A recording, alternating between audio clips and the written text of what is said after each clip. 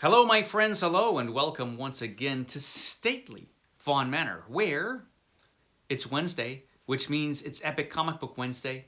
Every Wednesday, I'll talk about a certain comic book, graphic novel, or comic book subject. Steve Donoghue on his channel will talk about that same comic book, graphic novel, or comic book subject. It is our world's finest team up that we do once a week. And this week, we're talking about movies. But it is a comic book subject. We're talking about superhero movies. I felt like I couldn't really avoid them anymore because superhero movies have had an effect on comic books. Maybe not as great an effect as you might think, but they have had an effect, and they've certainly affected how the public views superheroes, and to some extent comic books as well. And they've really changed over the years, superhero movies, and I am old enough that I was around to watch the first major superhero movie in the theater. And I've seen all the major superhero movies in the theaters since then until fairly recently. There's a reason for that. And it wasn't just the pandemic, although that's a good reason too. But I was around for all of these films. And so I'm not going to talk about every superhero movie because that would take forever, but I do want to touch upon some of the major superhero movies that have come out and how they've changed things and how they've changed over time and just what my thoughts on them are. The first one being Superman, the movie, which came out in 1978 with Christopher Reeve, which was a lot of fun, that movie. And it was a unique experience because at that time, there were no superhero movies. And so seeing a superhero, seeing Superman on the big screen in a major movie was something. We had seen Superman in the cartoons, and we had seen Superman in a live-action television show with a 1950s special effects budget. And of course, I had read about Superman in the comic books. But this was the first time we got to see him on the big screen in a major movie. And so it was something. And it was fun. The first Superman movie was fun, directed by Richard Donner. And it had some goofiness to it. And I have to say, and this goes with a lot of these movies that I'm going to talk about, because a lot of them had goofy moments. And these moments were just as goofy when they first came out.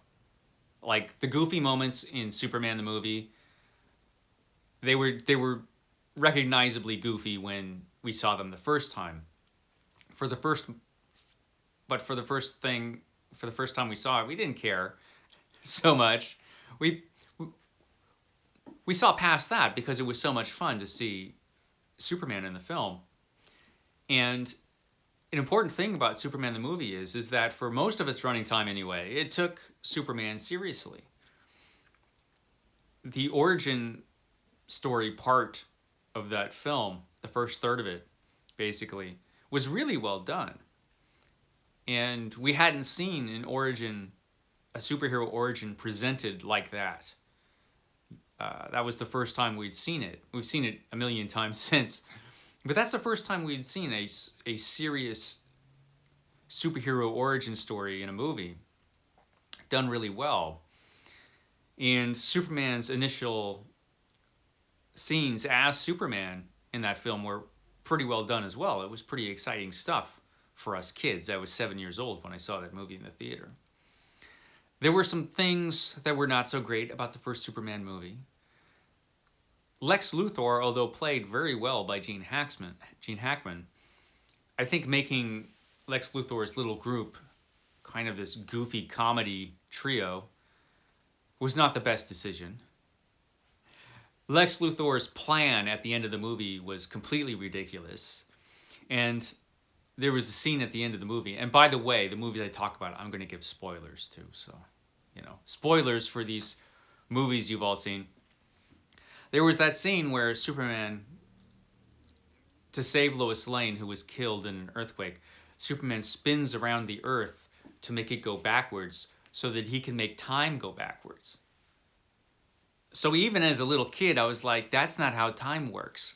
So, that scene was just as ridiculous when it first appeared in the film, it was just as ridiculous then as it is now.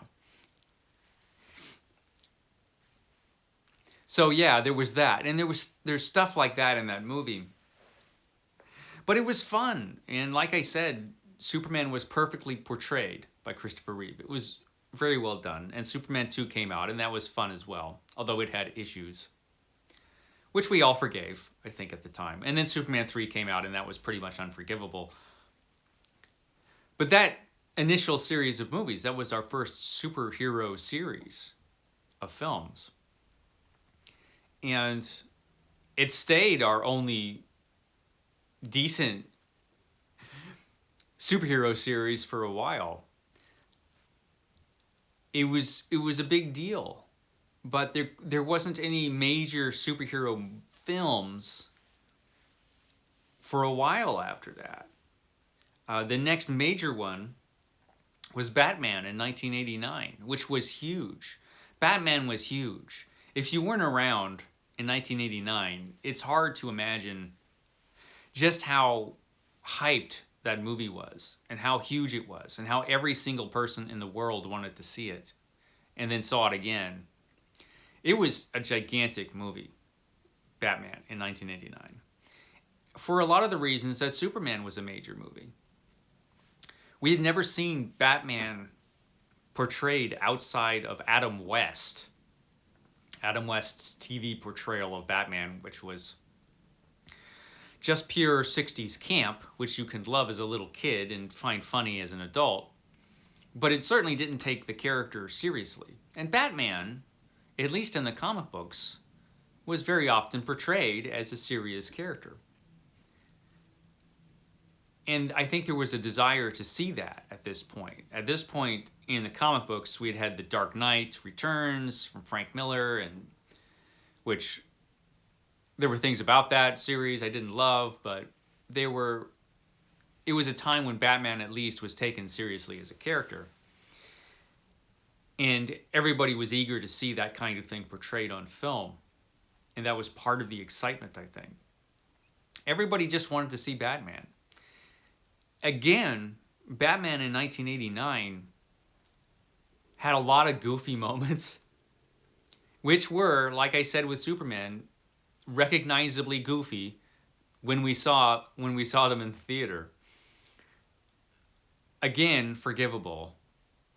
His costume was odd even then, with his big helmet head that he couldn't turn. You'd think Batman would need to turn his head, but it took a while for him to be able to do that in movies. It was an interesting look, but still cool, and it was fun. It was a fun movie. Had a lot of style to it. And we all loved it. It was a good superhero movie. Like I said, with its goofy moments, but it did pretty well. You have to remember, at the time that these movies were made, CGI didn't exist yet. And not only did it not exist, a lot of us who watched movies couldn't imagine it ever existing. We couldn't imagine CGI and what it could do with film. And when we finally saw it happen, it was kind of amazing. What's also amazing is that it hasn't seemed to get any better in 20 years, but that's another subject. It touches upon this discussion, but it's probably another subject. But yeah, Batman was major. Again, though, it was kind of all on its own. Some of the other superhero stuff that showed up at the time wasn't that great. We had a Flash TV show, which was And then there was the really bad Captain America movie, which most people have forgotten. But there was a really bad Captain America movie that showed up around that time, a few years after that. 90? I can't remember. It was bad, though. We had not too much else, though, but then CGI showed up. And suddenly you had the ability on screen to show the things that you can show in a comic book. All those epic comic book battles could be done now on screen, on film. And that changed everything. It took a while still for superhero movies to become what they became. But when Spider-Man showed up in 2002, that's when superhero movies really started to gain traction. It still took a few years for the MCU to show up and change everything and make superhero movies what they were. But Spider-Man was a pretty important superhero movie. Again, with goofy moments that were recognizably goofy at the time, but really fun. And it was something that we never thought we would see as comic book fans, to see Spider-Man swinging around the city the way he does in that film. I know not all the CGI in that movie has aged gracefully, but still, it was a pretty remarkable thing to see. To see that happen on film was amazing for those of us who loved Spider-Man. And let's face it, everybody loves Spider-Man. We all loved Spider-Man. A lot of us, though, only knew Spider-Man from the comic books and the cartoon. There were a couple cartoons with Spider-Man at that point. But this was a major thing, and it was a tremendously fun movie. Well made, for the most part, despite its goofy moments. It was a fun movie, and the second Spider-Man movie was great. Spider-Man 2 was great. That was a great movie. I don't care what anybody says. That movie was awesome. And yeah, Spider-Man 3 sucked, but those first two Spider-Man movies were really cool. I don't think there's ever been an actor in a Spider-Man movie that really captured Peter Parker and Spider-Man for me. But it was done well enough, I think. It was done well enough to make us happy. And that is why I think there's a lot of nostalgia for those movies. And then there were some hits and misses as far as comic book films, more misses than hits. I'm thinking of the terrible Hulk movie that came out. I don't know if you've ever seen the first Hulk movie, but it was awful. It was just terrible. And it makes you, that movie made you realize just how hard a time filmmakers had in getting comic book characters right on screen, which we've seen a bit of over the years. But then the MCU showed up and changed everything. The first Iron Man movie changed everything. Again, we have a character that was not only perfectly cast, but transformed. The actor transformed the character of Iron Man and Tony Stark. Tony Stark was not nearly as fun before Robert Downey got a hold of Iron Man. And with Iron Man, we finally got a plan. They had a plan, Marvel did, to make a series of movies with the characters they had the rights to in a shared universe, which hadn't been done in superheroes. It had been done in horror. The Universal horror monster movies all took place in a single shared universe. As you'll know if you've ever seen House of Frankenstein or House of Dracula. Classic movies. But the Universal horror movies was a shared universe. And so was the Godzilla movies that came out. So a shared universe isn't a new idea, but this is the first time it had been done for superheroes, as it was done in the Marvel Comics. That's one of the things that makes Marvel Comics special, is that it's a shared universe and everybody in the universe affects everybody else. That's one of the great innovations that Stan Lee and Jack Kirby came up with when they did Marvel Comics, those early Marvel Comics. And so this is the first time that was ever portrayed in a series of films. And those early films in the series were really entertaining. And the characters were done right. They got the spirit of the characters right, which was cool and fun to see.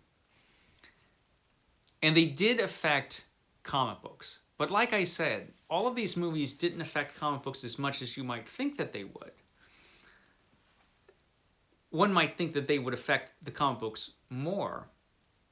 They did affect comic book characters and the way they were portrayed. Iron Man in particular, if you were to read Iron Man comics after the first Iron Man movie, Iron Man changed a lot to become a lot more like Robert Downey portrayed him. And the Iron Man suit became a lot more like it was presented in the film. But comic books still had their own issues at this time. And one of those issues was that if you were a moviegoer and you watched, say, the Thor movie or a Spider-Man movie or any movie, and you said, "Hey, man, this comic book character is pretty cool. Maybe I'll go buy the comic book and start reading it." Comic books were not particularly welcoming to new readers, and comic book publishers have never seemed to figure out the right way to make comic books welcoming for new readers and still sell comic books to their existing readers. They've never been able to figure this out. It's an easy formula. All you have to do is get the characters right in the comics. Very often, when you're coming from a comic book movie and you start to read about the character in the comic book, it's a completely different character than you just saw in the film, because the comic book characters in the comic books have changed so much. Like, you can have an entirely different character being Batman or the Hulk or somebody. Suddenly you're reading about an entirely different person. How did that happen? And you're in this big convoluted story that's part of a crossover with all these other stories, and it's all convoluted, and I don't know what's going on. Maybe I'll put this comic book down, because they're just not inviting to new readers, which they would be if you just write decent stories about these comic book characters that were recognizably the characters as they were created. That's another tangent, but comic books have issues with that. And you would think that when all of these movies came out, they would straighten that out right quick, so that they could get all of the people watching the movies to read their comics and keep reading the comics. Oh well. So you'd think the movies would have had more of an effect than they did. They did have an effect, but not as much as they should have, probably. Because those early movies the early Marvel movies were basing their characters on characters as they were originally created in the earlier comic books by Jack Kirby and Steve Ditko and Stan Lee. Not on these stranger later versions of the characters. For the most part, there were exceptions. Anytime they portray Daredevil, for example, it's Frank Miller's Daredevil. And so after that, superhero movies became huge, and they are huge now. They are gigantic. At some point, and it was even before Endgame came out, I found myself losing interest. And I stopped actually going to the theater to see them. I figured, I'll just watch them later. Because something about not just the repeatedly used formula was getting a little old for me, and has gotten a little old. But there are certain things that just feel a bit too manufactured now. As an example, I will use one of the more entertaining superhero movies from the past few years from Marvel, which would be Spider-Man No Way Home, which was one of the more entertaining superhero movies, which cashed in on our nostalgia for the older Spider-Man movies that are not part of the Marvel continuity by using the multiverse. And it was an entertaining film, but I'm using it as an example because while it was entertaining, it had a lot of stuff that is crap in that movie. There's a lot of crap stuff in that movie. I will give you just a few examples. I like that they brought back all of the old, it was like a greatest hits of Spider-Man villains from the previous movies. That was fun. It was fun to see the older Spider-Man from the other Spider-Man movies. That was fun. It's nice that they did that. It was fun to see. However, there were a lot of things about this movie that you see in a lot of other Marvel movies that are just, like I said, crap. And I'm thinking of certain scenes. I'm going to give spoilers again for this movie you've all seen. Like, there's that scene where Aunt May died, which should have been an emotional moment. And it carried no emotional weight, at all. It's just it was obviously done for a specific dramatic purpose that we've seen done a million times. So it was a specific death to motivate the hero, to make the hero depressed, and then to motivate him later when the other Spider-Man came. It was just so, it was such a manufactured moment. Everything about that was just, it just didn't see, it was just a manufactured moment. And it just felt false. And it carried no emotional weight because of it. And a lot of this movie, and a lot of the modern superhero movies are kind of like that.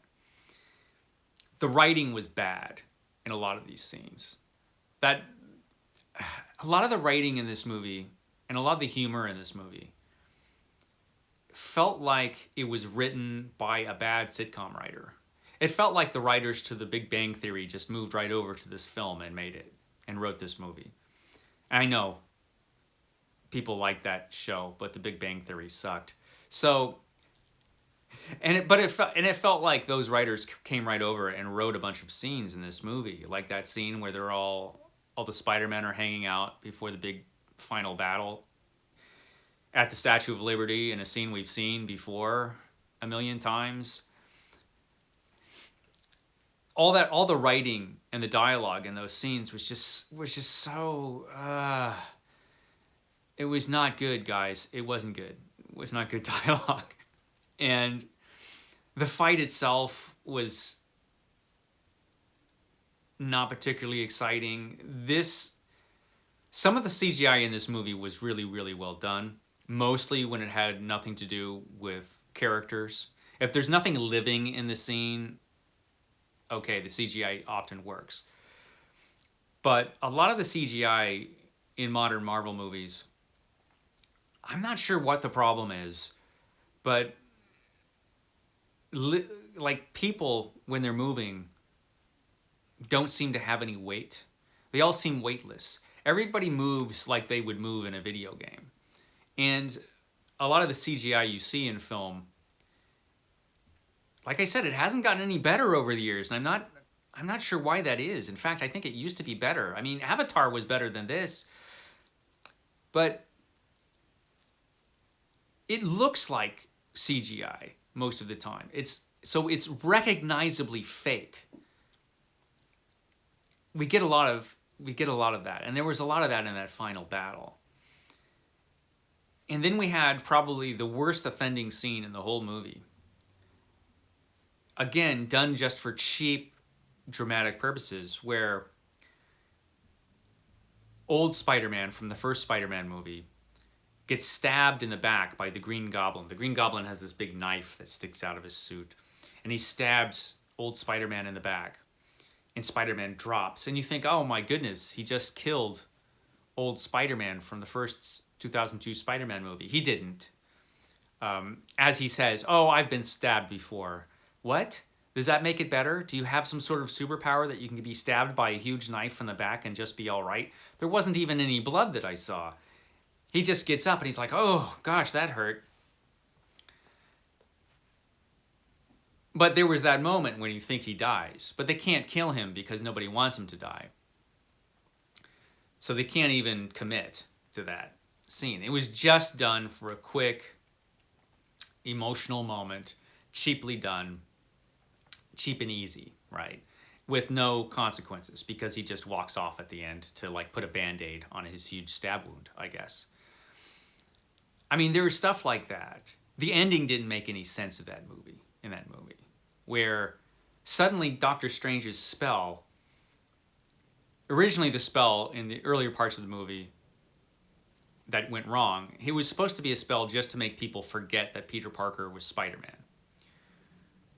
But this spell at the end of the movie no longer does that anymore. Now it has to be a spell where just nobody remembers Peter Parker at all. Not just that they don't remember him as Spider-Man, they don't remember Peter Parker. Why? Why was that necessary? I don't think it was just for drama. I suspect it was also because Marvel and Sony have to bang out a deal after the end of this movie, right? To make more movies. And Sony might go off and make movies by themselves, separated from the Marvel Universe. So they had to separate Spider-Man somehow from these other characters, just in case Sony ends up just making their own Spider-Man movies that can't be connected to these other characters. I suspect that had something to do with the way this movie ended. But it made no logical sense. So you had a bunch of cheap moments, you had a tired formula, you had bad dialogue, you had some good CGI and some bad CGI. You had music that sounded like it was manufactured by a computer. Every time there's a fight, the trumpets go off, and that's it. It's just soulless. And there's a lot of that going on. The worst offender to this kind of thing is in the new She-Hulk TV show, which Steve and I will talk about this weekend. We're recording a talk about TV shows, superhero TV shows, but I've gone on long enough, probably. Goodness, it's 25 minutes. I don't know if you've held on with me all this time. This was just my talk about superhero movies and kind of where they've gone. And I didn't even talk about Thor: Love and Thunder. Thor turned into a sitcom character, a really bad sitcom character, and made a bad movie with goats and bad cancer jokes. I won't even go into that film. That film was crap. So, kind of a bad time, I think, at the moment, because I think things have gone stale for superhero movies. They've become huge, they've become too manufactured, and they've become stale. I know I'm not the only one saying this, but I'm kind of hoping they'll turn around and make another really good movie like Spider-Man 2 or something. They could do that. They can do that. Here's hoping. Okay, guys, I've talked long enough. I will catch you next time.